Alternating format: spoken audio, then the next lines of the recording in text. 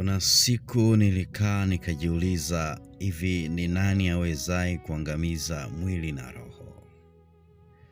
Dhahiri nilipata jibu kuwa Shetani yeye anaweza akaangamiza mwili kabisa, lakini roho hawezi kuifanya lolote.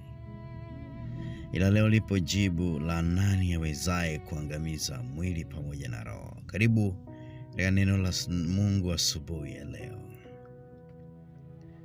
Neno la Mungu asubuhi ya leo.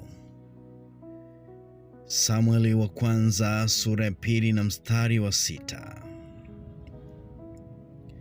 Bwana huwa naye hufanya kuwa hai, hushusha hata kuzimu, tena huinua juu sana. Bwana Yesu asifiwe. Bwana huwa naye hufanya kuwa hai, hushusha hata kuzimu, tena huleta juu. Wanaheri mtumishi wa Mungu unayesikiliza neno la Mungu asubuhi ya leo. Kimsingi leo Mungu anasema na sisi kuhusiana na uwezo na nguvu alionayo. Kwa Mungu anaye uwezo wa kufanya kitu kikawa hai kabisa, lakini anayo pia nguvu ya kufanya kitu kikaangamia kabisa, akakishusha mpaka kuzimu. Hiyo ndio nguvu ya kipekee ambayo inamtofautisha Mungu pamoja na Shetani. Ikiwa Shetani anaweza akaangamiza mwili wako, lakini huwezi akaiangamiza roho yako. Maana roho imebeba nafsi ya uhai ambayo siku ambayo Mungu alikuumba au siku ambayo Mungu alimuumba Adamu alimpulizia hiyo pumzi uhai. Kwa hiyo huo uhai Shetani hawezi akauondoa katika roho yako. Nini maana yake? Kwamba ifike mahali tuache upuuzi, tuache ujinga, tuache kujifanya watoto, tuache kujiona kwamba sisi ni watoto. Badala yake tuamue kusimama na Mungu, kwa sababu yeye ana mamlaka ya kuweza kutuangamiza kabisa. Kumbuka siku za Sodoma na Gomora, kumbuka siku za Nuhu, kumbuka siku ambazo Mungu aligaradhika akaamua kuangamiza kabisa ulimwengu, akaamua kumfuta mtu katika sura ya ulimwengu. Kumbuka siku hizo. Na maovu haya yanaendelea leo. Ni wazi kwamba Mungu anakaribia kufanya vile amewahi kufanya, japo aliapa kutokufanya hivyo. Manake nini? Huenda ni siku za mwisho zinakaribia.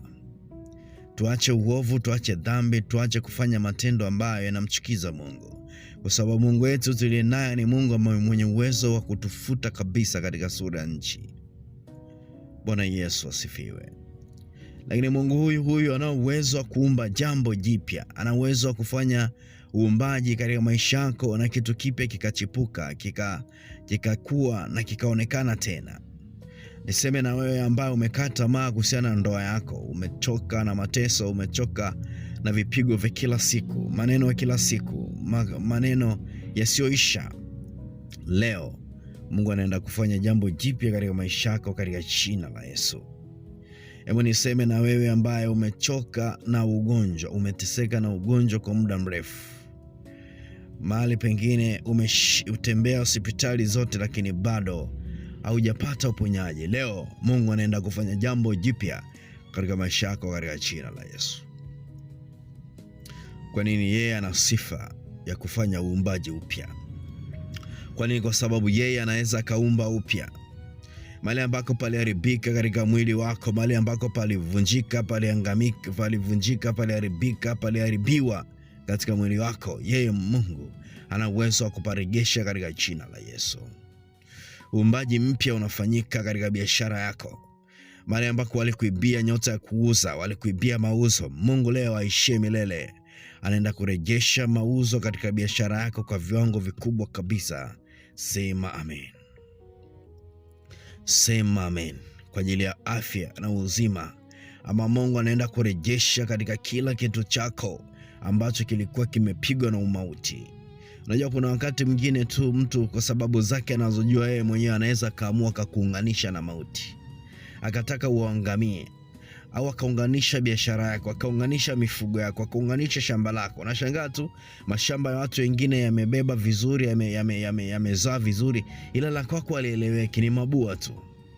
Mimi nikwambie kwamba hiyo mauti ambayo ilirushiwa, hiyo mauti ambayo ilitupiwa, hiyo mauti ambayo umepigwa nayo, Mungu leo anaenda kuifuta katika jina la Yesu wa Nazareti. Sema amina kama unaofahamu wa Mungu.